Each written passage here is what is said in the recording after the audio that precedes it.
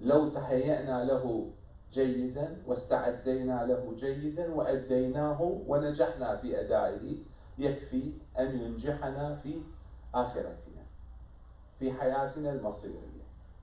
وإن أنعم الله علينا بأن يمد عمرنا إلى الظهر والعصر، سوف يتكرر الامتحان مرة أخرى فإن فشلنا، ونحن لا نعلم أي امتحان سيكون الأخير. فيجب أن نعتبر أن كل صلاة هي امتحان. أسأل الله أن ينجحنا جميعا في كل امتحاناته، والحمد لله رب العالمين. اللهم صل على محمد وآل محمد. أحسنتم. وفقكم الصلاة على محمد وآل محمد. والآن فنستقبل سماحة السيد منتظر الجابري على الصلاة على محمد وآل محمد.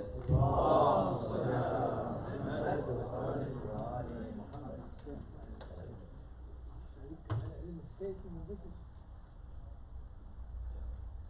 إن الله وملائكته يصلون على النبي يا أيها الذين آمنوا صلوا عليه وسلموا تسليما. اللهم صل على محمد وآل محمد. ثانيا على حب أمير المؤمنين. اللهم صل على محمد وآل محمد. ثالثا على حب الصديقة الطاهرة فاطمة بأعلى أصواتكم. اللهم صل على محمد وآل محمد. الإخوة الكرام، السلام عليكم جميعا ورحمة الله وبركاته. أعوذ بالله من الشيطان الرجيم. بسم الله الرحمن الرحيم.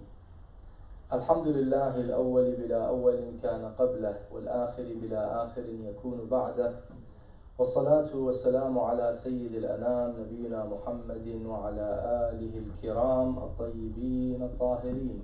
اللهم صل على محمد وآل محمد. والبراءة من أعدائهم أجمعين من الأولين والآخرين إلى قيام يوم الدين وما بعد يوم الدين. اللهم أنطقني بالهدى وألهمني التقوى ووفقني التي هي أزكى. اللهم وأخرجنا من ظلمات الوهم وأكرمنا بنور الفهم، وافتح علينا أبواب رحمتك، وانشر علينا خزائن علومك برحمتك يا أرحم الراحمين. وصل يا رب على محمد وعلى آله الطيبين الطاهرين. اللهم صل على محمد وآل محمد. Once again, respected brothers, respected sisters, Assalamu alaikum wa rahmatullahi wa barakatuh. How do we actively wait for our beloved Imam?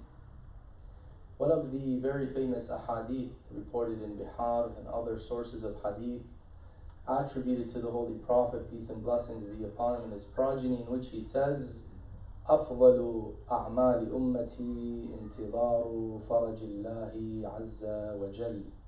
The best deeds of my ummah, my nation, is to wait for the relief of Allah, glorified and exalted. Waiting for the relief is a very general concept. One of the most highest examples of waiting for the relief is waiting for the return and the reappearance of our beloved 12th Imam. Because indeed, in his reappearance, there is relief for the entire humanity. Not just for Muslims, not just for Shia 12ers, but for the entire humanity. Because his reappearance means the reappearance of justice, means the reappearance of peace. His reappearance means the end of tyranny, the end of oppression, the end of all forms of injustice. Therefore, we don't know of a relief more than this type of relief. That is why the narrations of the Prophet and Ahlul-Beyt refer to this reappearance as faraj. And faraj comes from relief. You know, when someone's in distress and they're begging Allah subhanahu wa ta'ala for relief, once they receive their relief, the taste of that relief cannot be described. And that is why mu'mineen, mu'minat, muslimin, muslimat long for this faraj, wait for this reappearance. The question is, how do we implement this waiting? Because there are different types of waiting. There is what is called passive waiting, where you just sit and wait. But then we have something that is called active waiting. The difference between the two is that with passive waiting, really you're not doing anything. Active waiting is you're doing something. We find in the hadith that the Prophet ﷺ, or the imams who have mentioned this hadith, he says, أفضل أعمال أمتي, the best deeds of my ummah. So here it's talking about something active, not passive. Because you don't call a person who's just sitting doing nothing, doing amal. There's no amal here. أفضل أعمال أمتي. So amal, the deed, here means active waiting, doing something. Now how do we actively wait for our imam? There are different things that can be said, but I want to summarize it and say that there are two levels that should be observed and should be implemented. Level number one is what we can refer to as the affectional level, meaning the affectionate level. This is to create a very special relationship with the imam, to maintain the kindle of love in our hearts towards our imam, to long for our imam. Naturally, when you don't see someone, although you care about them, you love them, but after a long time, if you don't see them, you don't speak to them, you don't call them, take the example of a best friend that you had one day, and you stopped reaching to each other. It's been years. Usually, you don't remember them too often. Probably forget about them. But one way to maintain that love and affection towards them is to maintain the relationship. The problem that we have is that in the time of ghaibah, we don't have that access to the imam. So some of us may forget that he actually exists. And therefore, how do we maintain that love and affection despite the fact that we cannot reach him? This is where we have to be creative and exercise different ways by which we can rekindle that love, maintain that affection. One way to do it is to recite Dua al-Ahd, for example, one day a week, Friday, or even every morning. One way is to also recite Dua al-Nudba. In fact, there's a beautiful portion in this dua that speaks to this very warm, affectionate emotion and love towards our beloved Imam. The supplicant in Dua al-Nudba says what? He says, لَيْتَ شَعْرِي أَيْنَ اسْتَقَرَّتْ بِكَ النَّوَى. This is a very intimate talk with our Imam. Let's try to understand what the supplicant is saying here. He says, how I wonder, where has farness taken you? You're far away from me physically because I don't know where you are. Yet you are very close to me. لَيْتَ شَعْرِي أَيْنَ اسْتَقَرَّتْ بِكَ النَّوَى. How I wonder, where has farness taken you? بَلْ أَيُّ أَرْضٍ تُقِلُّكَ أَوْ ثَرَى. Or which land or soil is carrying you? أَبِرَضْوَى أَمْ غَيْرِهَا أَوْ غَيْرِهَا أَمْ ذِي طُوَى. Are you on Mount Radwa or elsewhere, such as Mount Dhi Tuwa? Because some narrations indicate that although the Imam could be anywhere on earth, but the places that he would most likely to dwell in his ghaibah are these two mounts, Radwa and Dhi Tuwa, which are one in Mecca and one in Medina. May Allah inshallah grant us all the tawfiq one day to visit these holy sites. When you go for Hajj, for Umrah, go to Radwa and Dhi Tuwa and think that my Imam has passed on this today, yesterday, sometime, and therefore I am seeking the barakah and the blessing of his passing by being near these places that are mentioned in the riwayat. أَبِ رَضْوَى أَوْ غَيْرِهَا أَمْ ذِي طُوَى. And then this is the part that we really want to reflect on. عَزِيزٌ عَلَيَّ أَنْ أَرَى الْخَلْقَ وَلَا تُرَى. It is really hard for me that I can see everyone, but I can't see you. You are the one that I really want to see. You are the one that I really want to maintain connection with and converse with. But it's really hard. It's heartbreaking. It hurts me that I can't speak to you, that I can't connect with you. And then he says, وَلَا أَسْمَعُ لَكَ حَسِيسًا وَلَا نَجْوَى. And I can't even hear your hasis, your very whisper and in very soft words. And najwa, when somebody speaks to you in a confidential way. So I can't hear that from you. Meaning that I long for this type of speech and discourse. I long for this type of conversation with you, O my beloved Imam. This is, of course, an example of how someone can, kindle that love and to kind of revive that love and affection towards our Imam. Do something on a daily basis that reminds you of the Imam, albeit by saying Assalamu alayka ya mawlaya ya sahib al-asr wal-zaman after every salah, by reciting Dua al-Faraj, whatever it may be, just to maintain that bond. Do not forget that you have an Imam who loves you, and an Imam that you love, an Imam that you're waiting for eagerly and waiting for his reappearance. So this is the first level, which we call the affectionate level, to keep that love and affection towards our Imam for as long as we live. The second level is cultivating sincere obedience to our Imam. When we say, I am waiting for the Imam, what does this mean? I'm just waiting for him to come so that I can say, my Imam, Assalamu alaikum, finally nice to meet you in person, fi amanillah. Is this what we're waiting for? No. Allahumma inna narghabu ilayka fi dawlatin kareemah. So we are waiting for not just the return of a great human, but also the return of the justice of Allah on earth. Ad-dawla al-kareemah, right? في دولة كريمة تعز بها الإسلام وأهله, where Islam would be aziz, Islam would never be defeated, Islam would prevail. وتذل بها النفاق وأهله, nifaq, hypocrisy, kufr, all that will be humiliated, will be ended. وتجعلنا فيها من الدعاة إلى طاعتك والقادة إلى سبيلك. So what we're looking for is very high.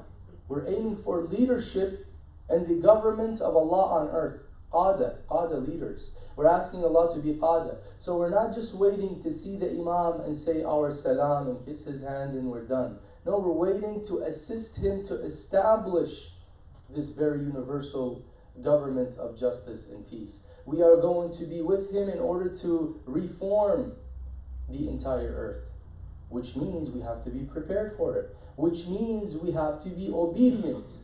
Do you know what stopped our beloved Imams from taking action and going towards political reform? One of the main weaknesses that they felt that surrounded them is the lack of obedience of their companions. When Ali ibn Abi Talib alayhi salam saw that there is no obedience, he couldn't do much. Our Imam alayhi salam, until the 11th Imam, they found no sincere obedience. There are many claimants. Thousands of people love you, O Imam, and they're waiting for you. But how many of them are genuine? How many of them are sincere? So what we need to do to be part of this great reform and this great change is to cultivate sincere obedience towards the Imam. Test yourself. Well, one way to test yourself and to test myself is this. Right now, let's put hypothetical scenarios. If the Imam comes today and he says to me, for instance, I want you to leave everyone and go to a place that you really don't want to go to, and just stay there and perform a specific task that I want you to do. Will I be obedient to him? Or will I say, but my life is convenient here, I have family here, I have friends here, I have a job here, what do you mean you want me to go there? Think of it. Another scenario. He says, we need all of the property and all the wealth that you have. We need it for Islam. So give it all up. Sign it away. Are you willing to do that? Or will you feel that, but I've been working on this for all these years and all of a sudden you want me to give everything to you? Think about these scenarios. One easy way to check yourself is see how much you adhere to the code of practice of Risala al-Amaliyah. This is a simple test. Am I really abiding by the Islamic laws? If I'm abiding by 20% of the Islamic laws that pertain to me, then we have a problem. If I only pick and choose what I like, then I'm not ready for the Imam alayhi salam. So cultivating sincere and absolute obedience is a must. Our beloved Imam Ja'far as-Sadiq alayhi salam, as reported by Shaykh al-Nu'mani, Abu Zaynab al-Nu'mani from the 4th Hijri century, he says, and this was a student of Shaykh al-Kulayni, by the way, he says that our Imam al-Sadiq says, whoever is pleased to be among the companions of the riser, the qa'im, if you really want to be of his companions, then he must wait and act with piousness and virtuous manners. Taqwa, piety, and akhlaq, virtuous manners. These are the two keys that can help us cultivate that sincere and absolute obedience to the Imam. But let's get a little bit more practical here. What does it mean to cultivate taqwa in our hearts? What does this require? Is there a prerequisite for this? Yes. The prerequisite for cultivating obedience in our hearts is the process of self-purification. Tazkiyatun nafs. Self-purification. This is an ongoing process that begins, and when does it end? It doesn't end. It ends after we leave this world. It doesn't end. Until the last moment, we are in dire need of continuous tazkiyah. The moment you feel that you have reached a point where there is no more need for tazkiyah, know that you have fallen in the same trap that Iblis had fallen in.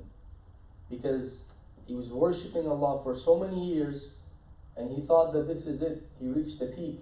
But as soon as he was tested by Allah subhanahu wa ta'ala, right away he failed the test. He was not very mindful and watchful of his moral illnesses. Self-purification rests on two pillars. Self-purification stands and rests on two pillars. Pillar number one, willingness, irada. وَمَنْ أَرَادَ الْآخِرَةَ وَسَعَى لَهَا سَعْيَهَا وَهُوَ مُؤْمِنٌ فَأُولَٰئِكَ كَانَ سَعْيُهُمْ مَشْكُورًا. Whoever wills, wants the hereafter, and strives for it with an endeavor worthy of it, should he be faithful, the endeavor of such will be appreciated. وَمَنْ أَرَادَ الْآخِرَةَ. Irada is essential. Having the will. If you are not willing to be a follower of the Imam, if you are not willing to be a soldier for the Imam, if you are not willing to be one of those who will be appreciated by Allah subhanahu wa ta'ala in the hereafter, then tazkiyah will not take place. If somebody finds that a specific objective is not important to them, they're not going to do anything to make that objective happen. You know, if someone says, for example, how come you're not preparing yourself to go to Mars? I don't want to go to Mars. So that's the last thing on the list. Not even on the list. But if it is on the list, I would do so much just to make it happen. So here, man arada. Irada is essential. We have to be very clear with ourselves. Do we really want this? Do we really want to be with our Imam? Do we really want to be of the successors and those who succeed in the hereafter? Do we really want to be among the followers of Muhammad and his progeny and those who will dwell with them in paradise? Do we want this or no? If you want something, you have to work towards it. So irada is number one. Number two, ma'rifah, knowledge. Without a roadmap, we can't purify the self. Because we need to know how. You can't just say, you know what, I want to purify myself, I want to reach all of this, but I don't know how to do it. In fact, the Holy Prophet ﷺ, in one of the ahadith reported by Tuhaf al-Aqul by Ibn Shu'bat al-Harrani from the 4th Hijri century, he says, مَنْ عَمِلَ عَلَى غَيْرِ عِلْمٍ كَانَ مَا يُفْسِدُ أَكْثَرُ مِمَّا يُصْلِحُ. He says, one who acts without knowledge will do more damage than repair. And this is something that we find with many people in the history of humankind. They want to reach Allah subhanahu wa ta'ala, but they don't want to learn. So what do? They end up doing the wrong things and the things that Allah does not like. So they worship Allah in a way that is wrong. They do things that are wrong. Take the example of some of the radical extremists. I'm not saying all of them want to reach Allah. Some of them are driven by money, some of them are driven by political agendas. I'm not talking about these people. But there are some people who are truly wanting to please Allah subhanahu wa ta'ala. But because of their ignorance and lack of knowledge, they have fallen in the wrong hands and they have taken the wrong route and the wrong path to Allah subhanahu wa ta'ala. So it's important to have that element, or to have that condition fulfilled, the condition of ma'rifah. What is it that we have to know? Three things. Three things. Our beliefs, our akhlaq, and the rulings that pertain to our daily lives. These are the most important things that we have to seek knowledge of. Everything else is secondary. وَمَنْ أَرَادَ الْآخِرَةَ وَسَعَى لَهَا سَعْيَهَا. يعني those who want the akhirah can't just say, you know what, I just want the akhirah. No, you have to strive. But how much do I strive? Striving that is equal to how important the akhirah is. You don't spend, for example, 20 years studying just to become someone who's able to make something very simple. You would never put that much energy in it. And if someone tells you, you know what, there is this job that is waiting for you, and this job will pay you $15 an hour, but in order to get the job, you need to go training for 5 years. Would you really put that energy for such a job? No, because it's not, logical. It's not rational that you put so much energy for something that is so unimportant. But when someone says, you know what, we're going to make you the president of a specific country, but we want you to train for 7 years, day and night. If that's something you long for, you're going to take it serious. So here, وَسَعَى لَهَا سَعْيَهَا. We have to have enough sa'i. We have to give enough importance to seeking the knowledge that will take us to that level, that will take us to eternal bliss. What we're buying with this knowledge is eternal happiness. We're not going there for a vacation. No, we're going there for good. And that is going to be our eternal place, the place that we dwell in forever and ever. There's no end. Therefore, it is worth all this sa'i. Yes, you can still seek knowledge of other things, secondary things, but prioritize. The commander of the faithful, alayhi salam, the beautiful maxim, he says, مَنِ اشْتَغَلَ بِغَيْرِ الْمُهِمِ ضَيَّعَ الْأَهَمِ. Always prioritize. When you are occupied with something that is not very important, that means you are missing that which is more important. A lot of times we go extremes, either this way or this way. Especially when we don't have the right listening skills. And I spoke last Friday in the sermon about effective listening. My dears, sometimes I personally struggle with this. I would convey a message, and I'm not saying I'm the best guy in conveying messages. A lot of times I don't have the right skill set to convey the message in the most effective way. I try. But sometimes I feel that on the other end, when we listen, we're really not listening to the full message. I'll give you an example. Oftentimes when we say the most important knowledge is the knowledge of Islam, the ma'rifah that will take us to Allah subhanahu wa ta'ala, the listener would come and say to me, yeah, so you're saying Islam is against ilm, we shouldn't study astronomy, you're saying we should just sit home and just study Islamic sciences, who's going to do this, who's going to be a doctor? Did I say don't be a doctor? Did I say abandon all the other types of spheres of knowledge and domains? I didn't say that. When I say something is more important, I'm not saying that which is less important is meaningless and don't do it. But know that when you reach a dead end, know what's more important. And أراد الآخرة وسعى لها سعيها. You know how to prioritize. When I say prioritize, I don't mean that it is not important. When I say you let your religion go before your job, before your family, before everything, I'm not saying that your family is not important and your job is not important. What I'm saying, and it's not me saying, of course, Islam, is that Islam has to be number one in your life. When there is conflict, Islam has to be number one. Prioritize. So, ma'rifah. The Prophet ﷺ is sitting in the masjid.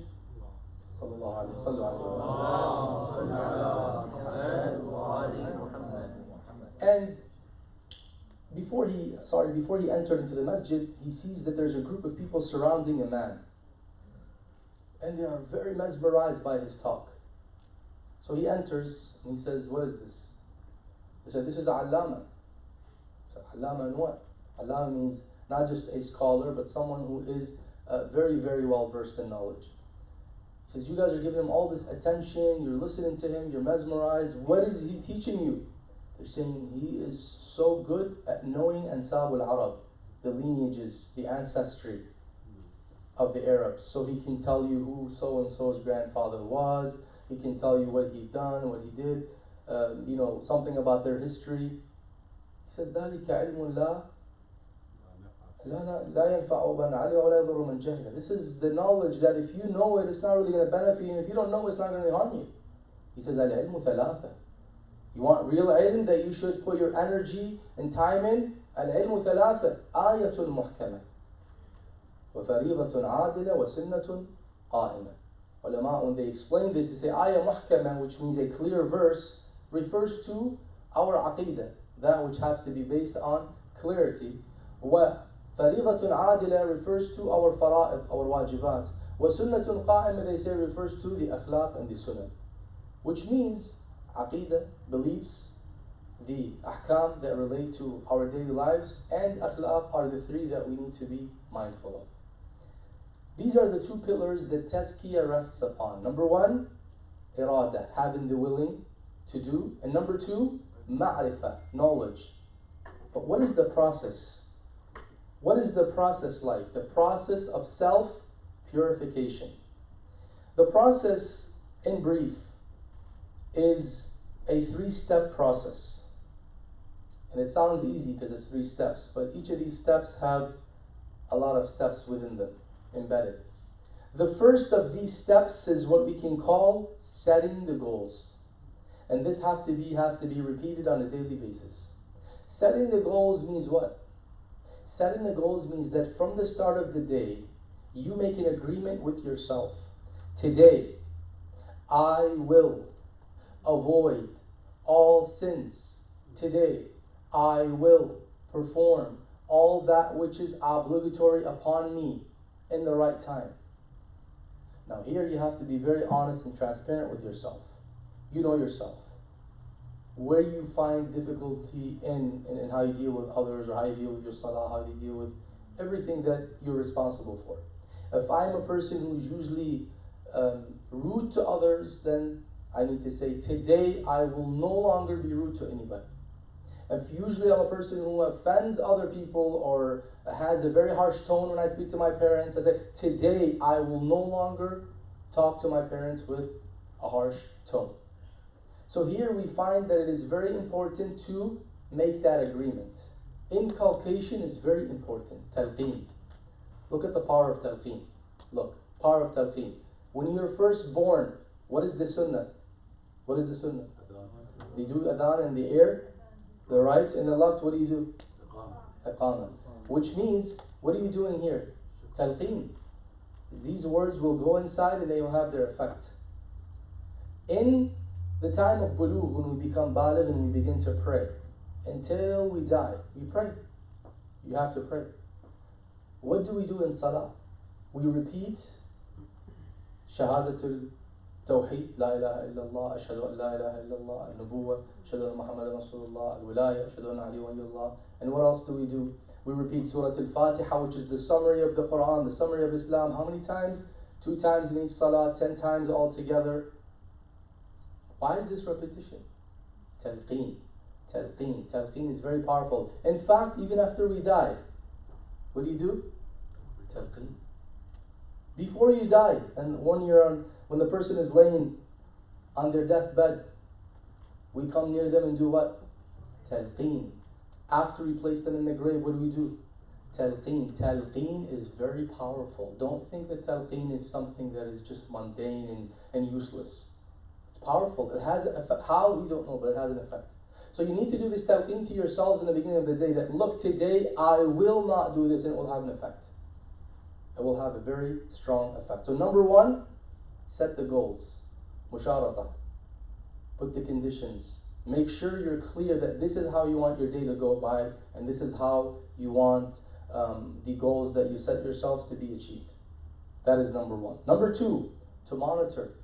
It's not enough to just set the goals and leave. You have to be vigilant.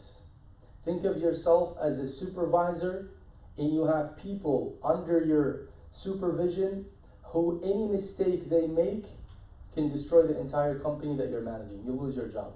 Imagine how vigilant you become. Take it to another level. You have people who are working in a lab and they're adding different chemicals. One mistake can cost you the life, not just yourself, the life of everyone, because that means there's an explosion that could happen. How vigilant would you be when you're supervising them? The nafs needs vigilance. The nafs, as they use in the examples, it's like that animal that you ride. If you don't hold it right, it can take you somewhere that is not pleasant. Imagine you're in a car and you place a brick on the gas pedal and you don't touch the steering wheel and you just lay back. What happens? It's not going to be nice. This nafs is like that. It needs control. It needs vigilance. I can't be driving and texting, and although we're all guilty of this, right? I can't be driving and watching a movie at the same time, or laying back and driving the car. It won't work. I have to be what? Vigilant. Look at the mirror, look at who's to the right, who's to the left, who's behind me, because I'm trying to avoid any accident. Likewise, the nafs has to be consistently under supervision. Everything I do, I have to supervise. But what do I really look for when I supervise? The following. Number one, thoughts. Number two, sayings. Number three, actions. Number four, motives. These are four important things that I have to be very, very mindful of. These are your four employees that you have to make sure are doing the right job. Thoughts. Not all your thoughts are going to be nice and good thoughts. When a thought comes that is bad, right away expel it. Don't let it sit. Shaitan is very good at infusing negative thoughts because that's his job. Waswas, khannas. That's his job. That's what he does. Can you blame him? This is what he's all about. Yuwaswisu fi sudurin nas. This is his main objective in life, to deviate them. So when a thought comes in your mind, oh yeah, that's why he didn't say salam to me today, or that's why he didn't call me today, because he hates me, or that's why this happened, because that, all these negative thoughts, your duty is to eradicate it right away. Because as soon as you allow it to settle and go to your subconscious, it's going to create some long-term effects towards that person. This is why su'ul dhann, and many times is considered ithm. Inna ba'da dhanni ithm. Another thought could be certain lustful thoughts. And we're all human beings, and this could happen. If you let that lustful thought settle, it's going to eventually lead you to sin. But that thought needs to be what? Eradicated. Any negative thought, right away. And you do have the power to eradicate it. If somebody's inflicted with OCD, that's a different story. They need to seek treatment, and of course treatment would help them. But an average person is capable of repelling or keeping away these thoughts. Number two, sayings. We talked about the filters, right? If you can recall a couple nights back. It's important to filter before we say anything. Use the filters. Be very mindful before you say what you want to say. Number three, actions, what we do. Whatever I will do now, is it permissible or not? Where does it fall in Islam? If it's wajib, I must do it. If it's permissible, I have the option to do it or not. If it's haram, I must leave it. If it's makruh, it's better that I leave it. If it's mustahab, I should do it. Keep that always in the back of your mind before you say anything, before you do anything.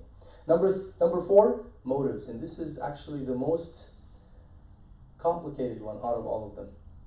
Because you can act good, say good, think good. The problem is the motive. What do I mean by that? An action is not measured by the outer appearance of it. It's measured by the intention behind it. What makes an action a good action is the intention behind it. I'll give you an example. Somebody's born in this life and they do so much good things for humanity. They build 50 hospitals. They build 50 orphanages. They invented the best of technology. They do all these things. They tell you, you know what? First of all, I don't believe in God and I don't care about that. I'm doing all of this because I like fame. I want my name to remain in history. Will Allah subhanahu wa ta'ala on the Day of Judgment say, MashaAllah, you've done such a great work for humanity. I'm going to take you to heaven? No, because the intention here matters. A righteous person, a believer, who probably just placed a brick in a hospital. That's all they have done. They contributed $1 to a hospital, to an orphanage, for the sake of Allah solely. They would come on the Day of Judgment and find great reward for them. What's the difference between the two? The difference is that niyyah. I give 1 million in donation because I want all of you to know so I can brag about it. Somebody else brings a date and he gives it to a fasting person to break their fast for the sake of Allah. That person with that date is much more better than the million that I have given. So the intention has to do with it. So we have to be careful whenever we're doing something. What is the motive behind it? What is the motive behind it? I'll give you some basic examples. I come to someone, I call that person today in the morning. He's a friend and I call them and talking to them nicely. Why am I doing this? Is it for the sake of Allah because they're my friend? No, actually, to be honest, it's not because of that. I have something that I need from them. That's why I call them and that's why I'm saying all these nice words to them. So really my motive for connecting with them is not because I want to maintain that connection for the sake of Allah subhanahu wa ta'ala. It's because I have some business with them. Not to say that this is haram, but what I'm saying is the motive matters. We have to know that every action should have a good motive behind it. If the motive behind the action is an evil motive or not a good motive, then that means we need to start working on the motive, especially when it comes to ibadat, because ibadat are conditional to pure niyyah. If the niyyah is not pure, the ibadah would be invalid. Salah, Saum, Zakah, any righteous deed that we do for the sake of Allah subhanahu wa ta'ala, the motive needs to be Allah, not to feed the ego, not to do for worldly causes or worldly reasons. It needs to be solely for Allah subhanahu wa ta'ala. This is the second step in the purification process. So the first step was what? Setting the goals. Step number 2, monitoring. Step number 3, self-accounting. You can do that either in increments and every salah. So salat al-subh to salat al-dhuhr. Salat al-dhuhr, you say, okay, up until salat al-dhuhr, what have I done? Have I achieved? Have I met the goals? From salat al-dhuhr to salat al-maghrib, have I met the goals? From salat al-maghrib to, or salat al-isha before I go to bed, have I met the goals? Or once a day before you go to sleep, 5-6 minutes, do a quick check and be honest with yourself and don't justify. Did I really meet the goals? If I met the goals, alhamdulillah, I ask Allah for increase. But if I've fallen short, then I need to seek tawbah and say, you know what, inshallah tomorrow I will make better effort to achieve these goals. And last but not least, contemplate and try to look for symptoms of moral illnesses. Be the doctor for yourself. Look for symptoms. Well, you need knowledge to know what symptoms are like. Do you realize that there is an action or a behavior that is repeated in your daily routine that is a symptom of a moral illness? Every time somebody's brought up, you feel bad, you feel annoyed. Every time somebody's praised in front of you, you feel this very painful feeling inside of you, and this tends to happen all the time. Know that there is a problem. This is a symptom that you are inflicted with what is known as envy, hasad, which means it needs to be treated. Do you find yourself always expecting others to come to you and to greet you? You find it too hard that you go and greet anybody because you're better than all? That's a symptom of arrogance. So we have to look for these symptoms as we are doing this self-evaluation so that we can get rid of them in order to reach the al-nafs al-mutma'inna. Walhamdulillahi Rabbil Alameen. Wa sallallahu ala Sayyidina Muhammad wa ala alihi al-tayyibin al-tahirin.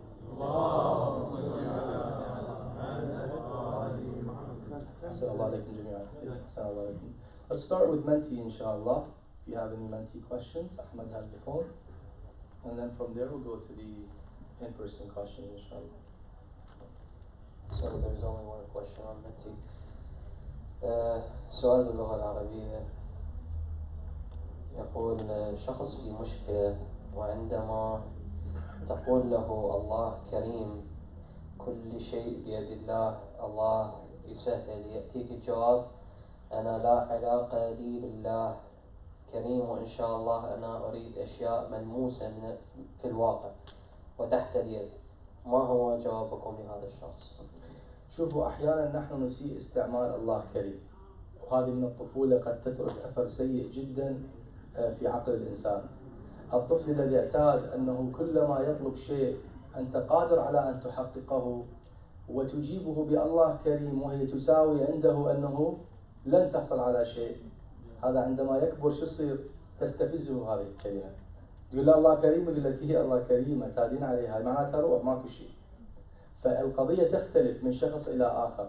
فهذا الذي يعترض يقول هاي الله كريم احنا نريد شيء ملموس، ربما هو ينطلق من هذا المنطلق، ربما هو ليست عنده مشكلة مع الله، هو يعتقد أن الله كريم، لكن هو طلب منك شيء وأنت قادر على أن تحققه له، لكنك تتعذر وتتذرع بهذه الذرائع أنه إن شاء الله الله كريم. لاحظوا حتى أن هذا الرئيس المعتوه بايدن عندما كان في مناظرة مع المعتوه الآخر ترامب، ماذا قال؟ الكلمة التي اشتهرت إن شاء الله، قال إن شاء الله باستهزاء. عندما ذكر ترامب قضية قال له يعني راح تحققها إن شاء الله، بمعنى أنه هو ماخذ صورة هذا عن المسلمين أن يستعملون هذه اللفظة عندما لا يريدون أن يحققوا شيء، لكن هي بالعكس تماما. واقع الأمر أن إن شاء الله ينبغي أن يكون لأننا نطمئن أن الله بيده كل شيء ونسلم ونفوض الأمور إليه.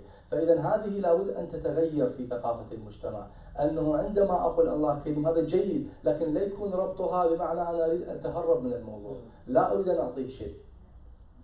فالسائل إذا كان من هذا المنطلق فنقول له لا ينبغي لك أن يعني تشكك في كرم الله وفي إذن الله ومشيئته، لكن أسلوبك يكون مختلف. أن تسأل الشخص المقابل أنه أنا أعلم أن الله كريم وأنا متيقن أن الله كريم، لكن الله جعل الأمور تجري ماذا؟ بأسبابها، وأنت من أسبابها، فأنا أتيتك كسبب، فأنت إذا تريد أن تيسر هذا السبب الله هو الميسر، أنت مجرد سبب من هذه الأمور. أما إذا شخص لا والعياذ بالله يقول أنا لا أعتقد لا الله كريم ولا هاي، أنا أعتقد فقط في الأسباب الطبيعية، هذا هو مشكلة في عقيدته، لابد أن يراجع نفسه ولا بد أن يصحح اعتقاده، لأن الله تبارك وتعالى بيده كل شيء، ولا تقولن لشيء إني فاعل ذلك إلا أن يشاء الله. إذن إن شاء الله مفهوم قرآني، والله كريم أيضا هذا مفهوم إسلامي، أن الله كريم، الله بيده كل شيء، وهذا ينبغي أن يكون هو الاعتقاد من هذه الناحية. لكن مع ذلك أقول ينبغي التفريق بين الأمرين. Yes, the second question is, how do you recommend stopping having bad thoughts even if you tell yourself to stop? Okay, very good. Bad thoughts, if they attack you, meaning that you don't bring them, because sometimes we import them, we order them. Bad thought, can you come to my mind and sit for a little bit? By watching movies, by talking about others, whatever it may be. There are things that attract bad thoughts. We don't want to attract bad thoughts. I'll give you an example. Whenever you have sugar on the floor, what does it attract? Or honey, right? Ants. So can we say that, well, how do we get rid of ants? Well, before you talk about how to get rid of ants, you need to make sure you don't have anything like that that attracts them. Bad thoughts usually don't just come like that. They see a ground that is asking for it. When a person is distant from Allah subhanahu wa ta'ala, they're neglecting their salah, they're hanging around with the wrong people, they're feeding from social media and from all types of media platforms, all kinds of stuff, of course bad thoughts are going to come. They're going to come to you through Wi-Fi. It's normal. This is part of the cause and effect. To the extent that even our phones, we are all guilty of this, but let's try to keep the phone away when we go to sleep. Because believe it or not, it does have an effect even on our thoughts and our mind. How many times I personally see a dream and I realize that at that moment there is a video, for example, at the phone that I had seen or that was playing at the time that had affected the dream that I've seen. There's a very strong connection. We haven't yet discovered the relationship between these waves and how they affect our mind and even affect our dreams and what we receive. So it's important to make sure that we have cleared as much as we can from these causes that bring these negative thoughts. But anyway, when a negative thought transpires in the mind, we have something that is called isti'adha. Get in the habit of isti'adha. Isti'adha means what? I seek refuge by Allah from shaitan, from Satan. A'udhu billahi min ash-shaytan ar-rajim. Always do isti'adha. Bismillahir Rahmanir Rahim. Because these two statements or two verses, the Quran doesn't, the shaitan doesn't like. So right away you're repelling him, you're keeping them away by reciting these two. And of course remembering Allah subhanahu wa ta'ala and always asking him for help to get rid of these thoughts. Yes. سؤال جمع الصلاة فريضة أم سنة؟ هل كل الأئمة جمعوا الصلاة وما الحكم في ذلك؟ طبعا الجمع بين الصلاتين يعني صلاة الظهر والعصر والمغرب والعشاء بشكل عام لم يكن هو السنة. السنة هو التفريق. يعني النبي إذا أردنا أن نراجع السيرة لعله التفريق كان أكثر من الجمع. نعم النبي جمع ليسهل على الأمة، الأئمة جمعوا ليسهلوا على الأمة، لكن الفقهاء بعضهم أشار إلى استحباب التفريق، بعضهم قد يشير إلى استحباب الجمع، لكن بالنسبة للسيد السيستاني الذي جلكم يقلده، السيد يقول نعم أنه الصلاة كل صلاة في وقتها الخاص هي أفضل من أن تجمع مع أختها. يعني مثلا صلاة الظهر في وقت فضيلة الظهر، صلاة العصر في وقت فضيلة العصر، صلاة المغرب في وقت فضيلة المغرب، صلاة العشاء في وقت فضيلة العشاء. فضيلة العشاء تبدأ من غياب الحمرة المغربية مو المشرقية. المشرقية عندما تغيب يبدأ المغرب، عندما تغيب الحمرة المغربية يبدأ فضيلة العشاء وهكذا. لكن هل يجب ذلك؟ خب أكيد لا يجب، هذا جائز وفيه فضل. فالإنسان اللي معتاد على الجمع حياته أيسر مع الجمع لا بأس بذلك.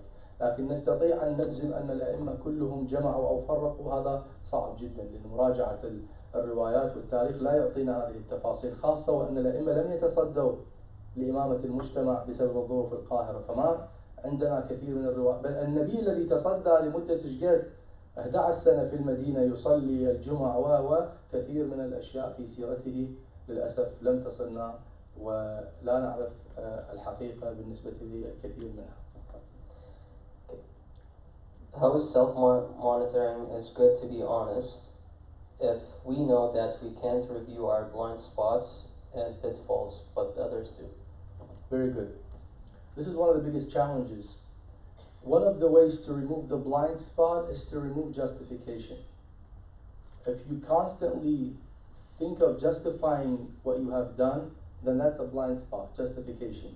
Now, one way to do this is to look at others that do the same thing that you're doing and see how you perceive it. Because oftentimes, whatever we're doing, if we're doing it, it's kind of okay. But as soon as somebody else is doing half of it, it's very evil, this is very bad, you shouldn't be doing that. So if we see others doing something, and we know that we're doing the same thing, and we see how evil it looks to us, then that should be enough to remove the blind spot. Now, blind spots sometimes require having a good friend. That's why in the riwayat by our imam, especially our Imam al-Kadhim, he says divide your day into 4 sections. One of these sections he says to resort to your trusted brothers or trusted sisters, those who are thiqat, الَّذِينَ يُعَرِّفُونَكُمْ عُيُوبَكُمْ, those who can be honest with you and tell you about your ayib. In fact, the imam have taught us, رَحِمَ اللَّهُ مَنْ أَهْدَى إِلَيَّ عُيُوبِي. You know what ahda means? Gifted. Look at the mindset. Aimah say when somebody comes to you and says this is something that you, for example, have to fix, you should consider that a hadiyah, not be offended by it. The problem is we create a very negative energy and we tell people, you dare come and tell me something about me because I will be upset with you. And of course nobody's going to come to us. But if we be comfortable about it and open about it and tell our close and sincere friends, please, if you see something wrong, please don't hesitate to tell me. But you say that to them and they come to you and you start being defensive, they're not going to come to you again. That's the problem. We get very defensive. No, that's not what you saw something else. That's not what it means. There's another justification and this and that. And then the other person will be like, you know what? You don't want to listen to advice. Have a good day. So we have to be open about it and at the same time, always, before, during and after, resort to Allah subhanahu wa ta'ala. Say, oh Allah, tell me, remove these blind spots, because he has all the means and all the equipment and all the tools to help you remove the blind spots. فهمت. تفضل. انا بقى قلت لك المحاضرة مالتك لازم تكون نص بالعربي ونص بالانجليزي. انت 90% بالانجليزي. لان بعضهم خاصة النساء ما يعرفوا انجليزي. بعض النساء اشطر بالانجليزي. فحاول تسويها نص بالانجليزي ونص بالعربي. ان شاء الله. بقى خبرتك. بس اليوم 90% من محاضرتك ايه بالانجليزي. احسن. هذا طبعا ملاحظتك جدا دقيقة وانا اعتز بها، لكن الوقت حقيقة الوقت محدود، والإخوة الأعزاء طلبوا أن يكون باللغة الإنجليزية، لكن أنا معك، أنا حقيقة بعضهم ما يعرفوا نعم أنا أعتذر منهم حقيقة اللي ما يعرفون الإنجليزي، وأحاول قدر الإمكان أن مثل ما يقول أطعمها بالعربي إن شاء الله. خادم لك دكتورنا العزيز حبيبي، الله يحفظكم إن شاء الله. أحسن الله عليكم جميعا. هذا سؤال لأبو عمر بالعربي حتى لا يزعل. جميل. إذا كانت أحيانا النية عمل لإسعاد شخص في أزمة أو حزين ونسيان أن تكون النية لله سبحانه وتعالى، هل هذا يعتبر ليس عمل التقرب إلى الله؟ جميل. شوفوا أكو قضية في غاية الأهمية. قد الإنسان ما يستحضر دائما أنه أنا هذا العمل أعمله لله تبارك وتعالى، لكن إذا دقق في باطن نفسه سيجد أن هذا العمل هو لله تبارك وتعالى. شلون؟ مثلا شخص حزين وتعبان ويريد أن يذهب ويدخل السرور على قلبه يتحدث معه، هو لو سأل نفسه أنه أنا سيدي لماذا أفعل هذا؟ ما الذي يشجعني على أن أذهب إلى هذا الإنسان وأدخل السرور على قلبه؟ إذا كان متدين يقول إن شاء الله رجاء للثواب الإلهي، رجاء أن الله تبارك وتعالى يرأف بي إلى آخره، لأن الله يحب هذا العمل، يدخل السرور على قلب النبي، هذا صارت عنده نية. المشكلة أنه عندما يتجرد من ذلك يقول لا القضية ما لها علاقة، أنا هذا فقط من جنب إنسانية بحتة ما لها علاقة بالدين، هنا قد لا يحظى بالثواب.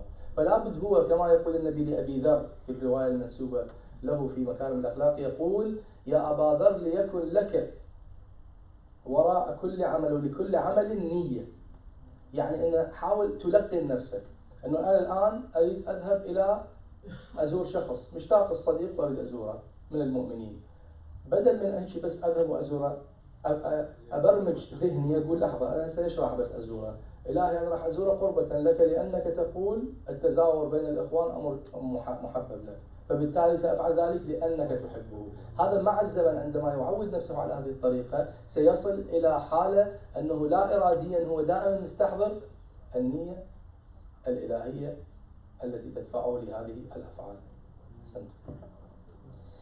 Okay. What are good ways or sources of gaining knowledge if you're unable to attend structured classes? Very good. So we have books. We have so many books online.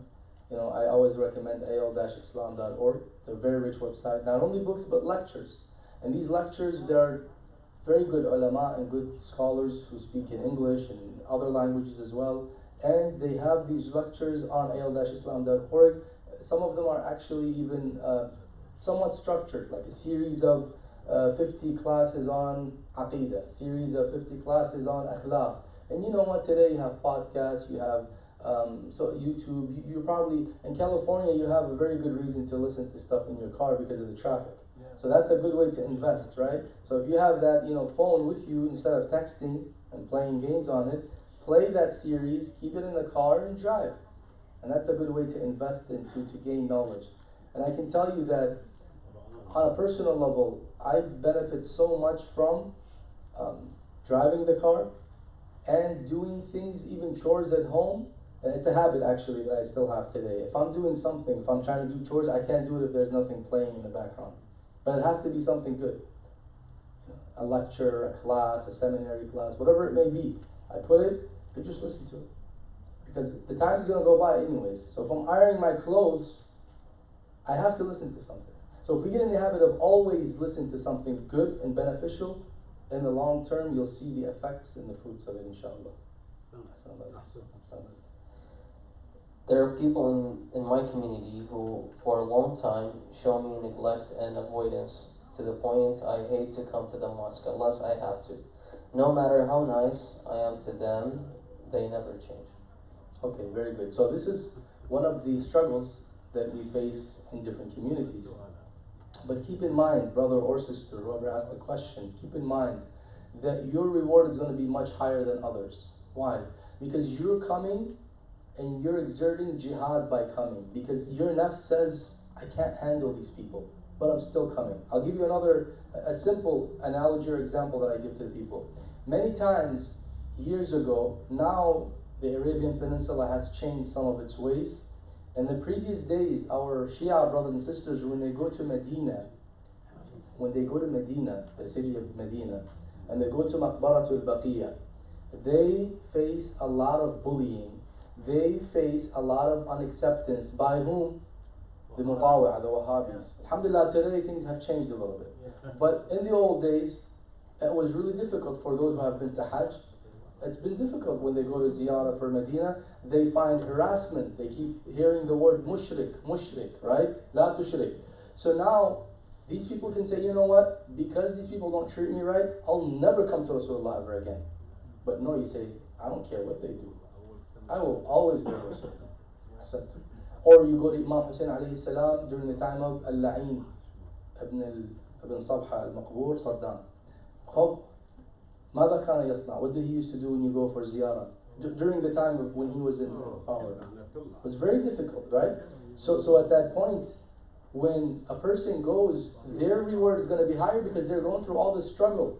So I'm not saying when you come here, alhamdulillah, there's no Saddam here. I'm telling you for sure there's a Saddam here. There's no Wahhabi here. These are all your brothers and sisters. Yeah, sometimes they fall short in how they treat you. Yeah, sometimes, they're not the most perfect people. We're human beings, right? So we have to say, you know what? I'm coming here for the sake of Allah subhanahu wa ta'ala, despite how people treat me. I'm not here because I want to please them. I'm here to please Allah subhanahu wa ta'ala. But of course, it's our duty as a community to reassess how we treat one another. Maybe this is a wake-up call for us. Somebody says that, you know what, when I come here, I don't feel welcome. That means I have to start with myself to reevaluate how I am treating every single person. I don't need to know who that person is, but going from today, I'm going to have to say, you know what, every single person that I see in front of me, I need to make sure I'm treating them in the best way, because that could be that person who sees that I am not treating them well. And you know what? Sometimes, the person could be extra sensitive. So you are doing the best, but you can do a little bit more to overcome their sensitivity. They're extra sensitive that if you come by and you forget to say salam, oh my God, they feel that you hate them. So when you're mindful of that extra sensitivity in the other person, you have to go out of your way a little bit to address it so that the person does not feel that you are very neglectful towards them. So we'll conclude for the night, and then we'll resume the rest of the questions for tomorrow, inshallah. Anybody has a live question from the sisters or Brother Abu Muhammad? Yeah, sister, you have a question there? Yeah, okay. al-islam.org. al-islam.org. Also, Imam, not because I work with Imam, but it's also a good website, honestly. Imam, imam-us.org, which you are probably familiar with. السلام عليكم. Yes, سيدنا نشكرك على هذه المحاضرة الطيبة. سؤالي بالنسبة للمسلمين، يعني عاشوا فترة طويلة تقريبا 12 سنة أو أكثر ويا الرسول عليه الصلاة والسلام. هو يشوفون ويقيدون ويسجلون أعماله كلها، يعني حتى كان لمن يتوضأ يتباركون بماء وضوءه. صح. وكان لمن يصلي يشوفوا كيف يصلي ويصلون مثله وكذا. زين كل هذا العمر وكل هذه الأمة الإسلامية اللي عاشت ويا الرسول ما عرفوا كيف ينقلون لنا كيفية الصلاة، بأنه الإنسان يسدل إيديه أو يتشتف إيديه، أو كيفية الوضوء بأنه الإنسان يمسح أو يغسل رجل قدميه أو كذا. أحسن. يعني كثير أشياء كانت معروفة وقدام مجموعة كبيرة من البشر. ما معقولة بأنه ما توصل لنا لهذا الوقت بالصورة الصحيحة. صح. شو هو مجال الاختلاف؟ أحسنتم. التغيير وحرف مسار الأمة ليس بالأمر الصعب. عادة الإصلاح هو الصعب. التفليش أسهل الأشياء. الذين جاءوا بعد رسول الله عملوا طوال هذه الفترة 25 سنة على التغيير تدريجيا، بحيث أصبحت الثقافة العامة، وإحنا الآن شفنا في الوقت المعاصر مثال العراق، تقدر أنت بفترة معينة تقلب الموازين، تخلي السواد الأعظم يحب هاي الجهة، وورا فترة السواد الأعظم نفسه اللي كان يحب هاي الجهة يتبرأ من هاي الجهة. إذا أنت تقدر تلعب في طريقة في إعدادات الناس الفكرية والذهنية. فنفس القضية هؤلاء عندما جاءوا بعد رسول الله شيئا فشيئا بدأوا يغيروا، والناس على دين منو؟ ملوكهم. أنت بما أنه سلطان ونزلت فرمان على قولة الأتراك ونزلت قرار وطريقة جديدة سيتأثر بها الجماهير وتنقل إلى الأجيال جيلا بعد جيل فتحرف. يبقى يحافظ عليها من لم يتغير كالأئمة عليهم السلام الذين حافظوا على سنة النبي الصحيحة، حافظوا على طريقة وضوئه وطريقة صلاته الصحيحة. نعم تعددت المشارب والأهواء والمذاهب في ذلك، لكن بقي أهل البيت عليهم السلام على ما هم عليه من التراث الصحيح والسنة الصحيحة. أحسنتم. السلام عليكم. تفضل. السلام عليكم. عليكم السلام ورحمة الله وبركاته. أنا سألت سؤال مشان جمع الصلاة. جمع الصلاتين. هذا سؤال بيسألوه أولادنا لأن صح. يعني نحن يعني صعب نجاوب عليه. صحيح. بيجمعوا الصلاة ونعمل مثل ما بيعملوا. صحيح. كيف؟ بس السؤال الأول، يا هل ترى أيام الرسول كان يصلوا كل فرض بفرضه ولا كان يصلوا جمع الصلاة؟ أغلب الأفضل مثل ما تفضلت أنت قلت إنه جمع إنه الصلاة هذا أفضل. صح. طيب ليش ما نحن إذا عم بتقول أنت أفضل؟ ليش نحن دائما بيكون عندنا فراغ، عندنا وقت طويل، يعني بيقول إنه واحد ما وراه شيء بس عنده وقت طويل مثل الليلة مثلا. بصراحة العادة إنه ليش مثلا نحن ما ناخذ مثل ما الرسول كان يصلي المغرب وبعدين نقعد يعني ما هذا ننطر ليجي وقت العشاء ونصلي يوم العشاء. فليش نحن دائما بدنا نجي نجمع الصلاتين نو ماتر وات، لو كان ورانا شغل ولا ما كان ورانا شغل؟ صراحة هي راجعة إلى قضية إنه الناس بطبيعتهم بشكل عام دائما يبحثون عن الأسهل convenience. إذا قلت لك قضية واجبة هو يجاهد نفسه حتى يسويها. الآن مثلا صلاة الجمعة عندنا أنت قلت كلمة حلوة. نعم. قلت السيد السيستاني إن أفضل، وكلنا عم نفتش على الأفضل. صح. أنا أقول أنت عم تقول أفضل. نعم. طيب كيف بدنا نكون العادة إنه نعمل شيء منه أو هذا في شيء نعمله أفضل؟ لا قصدي في أشياء كثيرة هي أفضل، لكن المجتمع، أنا لا أتحدث عن الفتوى أو الفقيه، هو المجتمع قصدي يرغب بالتسهيل، مو أنه الفقيه يقول له عليك بالتسهيل، لا الفقيه يقول هذا أفضل، وربما الفقيه هو أيضا هكذا يصلي الظهر لوحدها، العصر لوحدها، وكثير لعلهم المؤمنين يفرقون أيضا. المشكلة هي أن الناس عامة الناس لا يصبرون على التفريق، يقولون هذا متعب بالنسبة لنا. احنا أحيانا في شهر رمضان في بعض المراكز ننصحهم نصيحة، نقول لهم مثلا صلوا المغرب وقوموا افطروا اكلوا على راحتكم وبعدين تعالوا صلوا العشاء حتى ما يصير راش وكذا. في مراكز أخرى أتحدث قالوا لا نريد نخلصها ونمشي. معناته شو؟ معناته انه الكثير من الناس يرغب بانه التسهيل، لا يريد ان يقول لك هذا الافضل بتكلفه بمشقه بكذا. فبالتالي هاي القضيه ترجع الى نفس الفرد، يعني هو الفرد يكون يحاول ان ماذا؟ ان يعني يضغط على نفسه حتى يفرق بين الصلاتين. هلا هي قصه فرد مش مشكله، بس نحن عم نيجي على المسجد وهذا مسجد بيمشي على سنن رسول الله. نعم. وسنن الائمه. نعم. والمعروف انه الائمه عليه السلام والرسول كان يصلي معظم يعني هو انا اريد انه في بعض الاوقات جمع الصلاه صح. بدون اضطرار ولا مطر. صح. بس انه بس 99 لنقول 90% كان يصلي كل فرض بفرضه، ومشان هيك تسمت الصلوات الخمس. احسن. عرفت كيف؟ وجد الظهر والعصر والمغرب والعشاء. نحن كمسجد لانه مش كقدوه للعالم. احسن. انه ليش ما بنقدم نحن الصلاه المضبوطه اللي هي افضل كما قلتم يعني. صح. كما قال السيد السيستاني. نعم. اوكي. انه ما تكون مثلا نعمل دائما نفس الروتين. نعم. انه دائما نصلي المغرب وبعدين وراها دغري العشاء. أتفق معك وأضم صوتي إلى صوتك. حقيقة أتمنى أن تتغير الثقافة في مراكزنا الإسلامية الشيعية في كل أمريكا، أنه بحيث أنه تصير الثقافة هكذا، أنه نصلي المغرب ونقوم ببعض الفعاليات الأخرى. ثم نرجع نصلي العشاء. وين المشكلة؟ المشكلة هو لك وين المشكلة؟ لأنه نحن عندنا أولاد هلا كلهم على النت وبيختلطوا بالمذاهب الأخرى وبيعايروهم بهالشيء. يعني أنا مثلا عندي أولادي رفيقاتهم من أهل السنة، فبيعايروهم بهالاشياء انه انتم ليش دائما بتجمعوا الصلاه، مع انه يعني الرسول كان يصلي كل فرض بفرضه. هلا وهن عندهم السنه عندهم جمع الصلاه وقت الاضطرار، بس الاضطرار صحيح، وقت الاضطرار. ونحن على نفس المبدا انه وقت الاضطرار انه يمكن جمع الصلاه. نعم. بس انه هل هي هذه قدوة برسول الله؟ فنحن نقتدي برسول الله وأهل البيت. صحيح. فهل اللي عم نعمله نحن قدوة برسول الله وأهل بيته، ولا نحن عم نعمل شيء يعني مختلفين عن الآخرين؟ على الأغلب عم نعمله للتسهيل فقط، بس للتسهيل يعني. لكن أنا أضم صوتي إلى صوتك، أقول ينبغي الأفضل إذا استطاع المجتمع أن يعني ينمو ويرتقي إلى هذه المرحلة والمستوى أنه يفرق بين الصلاتين، فهذا يكون أفضل بكثير إن شاء الله. حياك عفوا حياك الله. مداخل تفضل.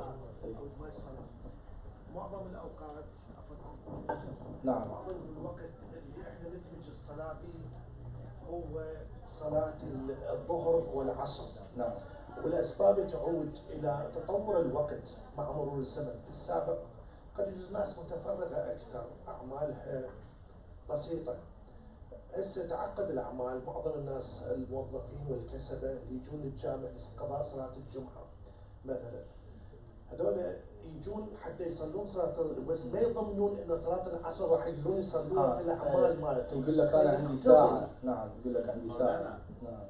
أهل السنة بيعملوها، وهم موظفين مثلنا وبيعملوا نفس الأشياء مثلنا وبيعملوها، بيصلوها كل فرض بفرضها وما عندهم مشكلة بهالموضوع. يعني الإنسان إذا بده يعمل وقت لهالموضوع بيقدر يعمل هالوقت. بس أنا مع إنه إذا كان عندي مضطر إنه اجمع الصلاتين. صحيح. هي مرات يكون نعم. كيف هي هل يعني الجماعة، أنا ما بقول إنه هن أحسن منا ولا نحن أحسن منهم، عم نقول إنه إذا هن قادرين يعملوها نحن قادرين نعملها. هسه أضيف شغلة ثانية، موضوع الصلاة هاي الظهر والعصر مرات تصير تعقيدات بها للناس